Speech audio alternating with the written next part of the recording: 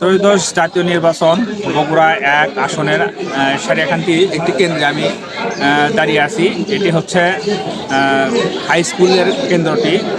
আমরা ঠিক 7টা 25 থেকে 30 মিনিটের মধ্যে এখানে ঢোকার পরে দেখি যে অলরেডি মানে ভোট কেন্দ্রে মানুষ স্বতঃস্ফূর্তভাবে এসেছে এবং ভোট দেওয়া শুরু করছে।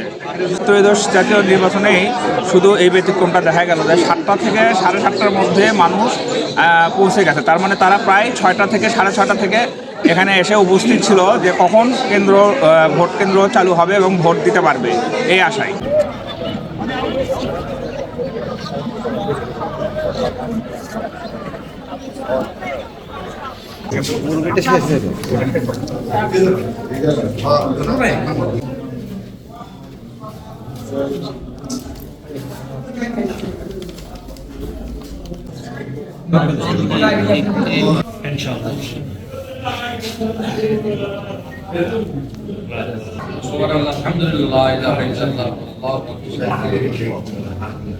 ভোটের সার্বিক পরিস্থিতি আলহামদুলিল্লাহ খুবই ভালো।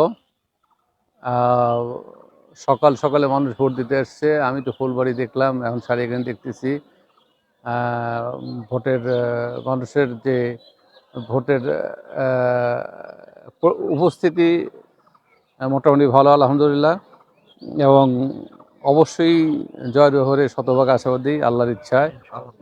আলহামদুলিল্লাহ, আল্লাহর ইচ্ছায় মানুষের দীর্ঘদিনের যে প্রত্যাশিত যে তাদের ভোট, সেই ভোট দিতে পারতেছে। এই জন্য প্রথমে আল্লাহর কাছে শুকরিয়া জানাই।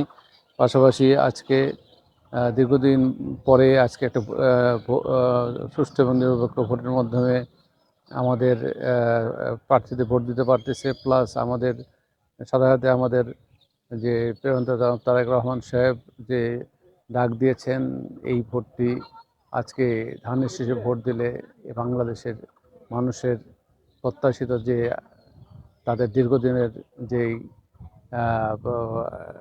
ভোটাধিকার যে হরণ করা হয়েছিল, সেই হরণ সহ মৌলিক সমস্যার সমাধান হবে এই এলাকার মানুষের।